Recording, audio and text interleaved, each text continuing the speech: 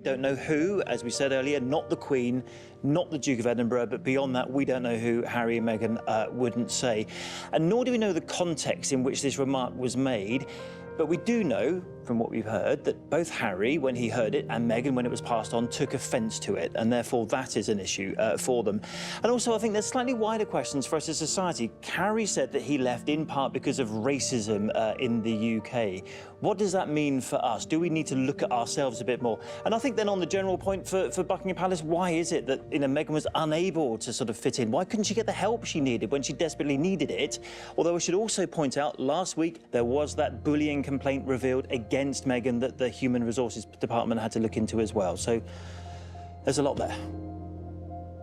During the interview, which was filmed in Santa Barbara County, California, Prince Harry and Meghan announced their decision to step down as working members of the British royal family in January 2020. Interview topics included their courtship, wedding, sex of their second child, Meghan's suicidal thoughts, and a shared feeling of abandonment regarding financial and emotional support. Harry's estrangement from his father, Prince Charles, and brother, Prince William, was also discussed, as well as a royal title for Archie. The relationship between Meghan and her estranged family was briefly discussed as well. In addition to generating a lot of media attention, the interview received a mixed reaction from political figures.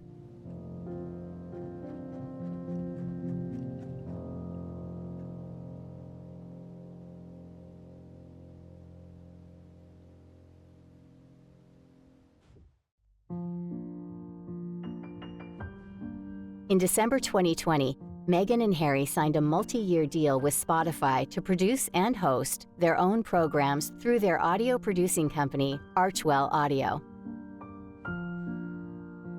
On June 4, 2021, Meghan and Harry announced the birth of their second child, Lilibet Diana Mountbatten Windsor.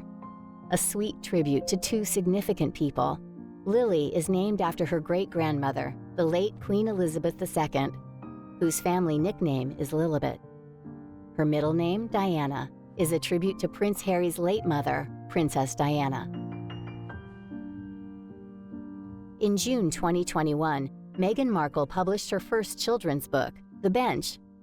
The book started as a poem Meghan wrote for Prince Harry for Father's Day about his relationship with their son, Archie, and was later turned into a full-fledged children's book. Archwell Incorporated is a nonprofit foundation for change founded by the Duke and Duchess of Sussex as the first step toward independence. Archwell Productions was founded by the couple, who signed massive media deals with Netflix and Spotify for a series of inspiring documentaries and podcasts, reportedly worth around £18 million.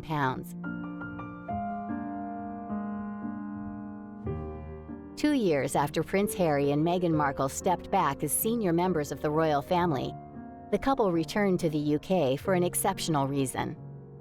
Meghan and Harry saw the Queen on a low-key visit before attending the 2022 Invictus Games in the Netherlands. The secret visit came almost a year after Prince Philip's funeral, which had been the last time Harry was believed to have reunited with the Queen and the extended royal family.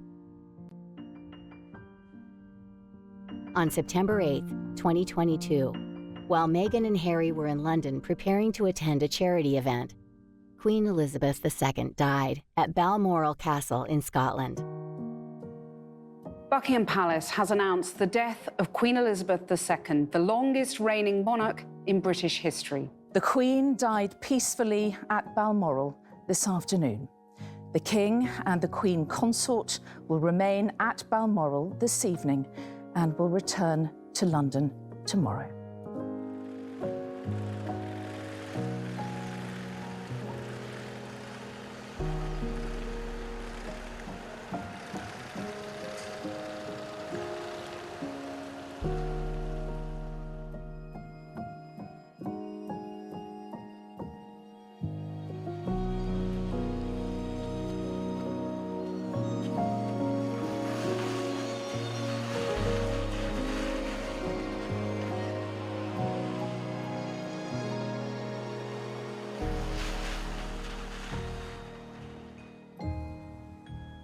On September 10, 2022, the new Prince and Princess of Wales, William and Catherine, were joined by the Duke and Duchess of Sussex at Windsor to view the tributes to the Queen and spent time talking to the crowds.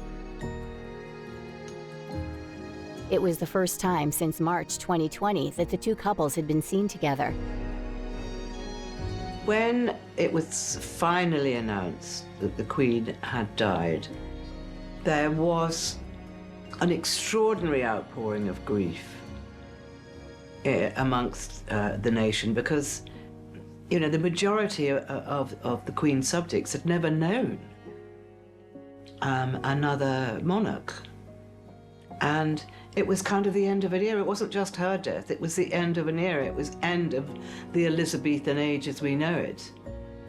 And of course it was all so dramatic and so beautifully staged that made it even more poignant.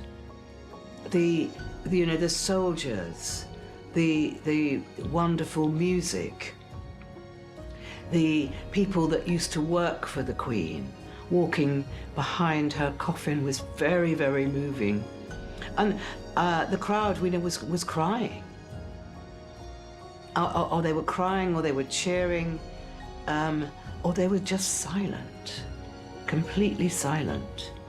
You could hear a pin drop. I remember when Diana died and the day of her funeral, you could just hear the birds. You couldn't hear anything else. No sound from the crowd. And that is a sort of real high emotion.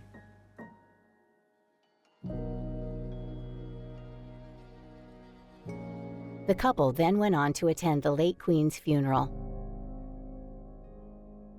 with Harry marching behind the coffin along with his family.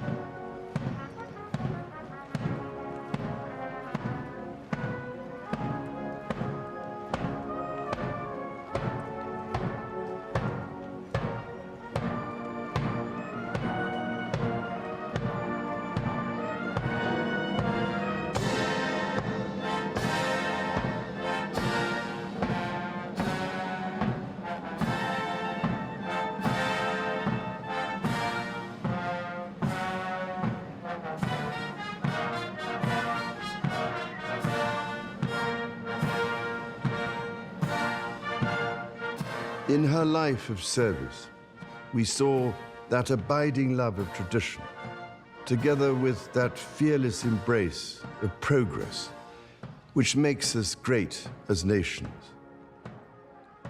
The affection, admiration, and respect she inspired became the hallmark of her reign. That was more than a promise. It was a profound personal commitment which defined her whole life.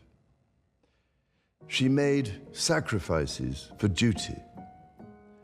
Her dedication and devotion as sovereign never wavered, through times of change and progress, through times of joy and celebration, and through times of sadness and loss.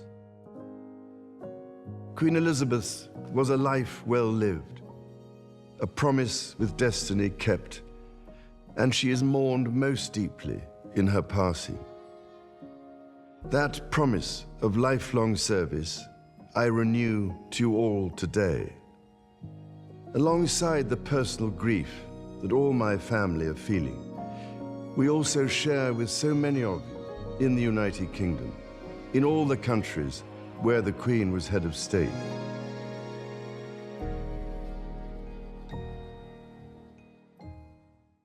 The truth was, I wasn't sure that I belonged. I was so nervous.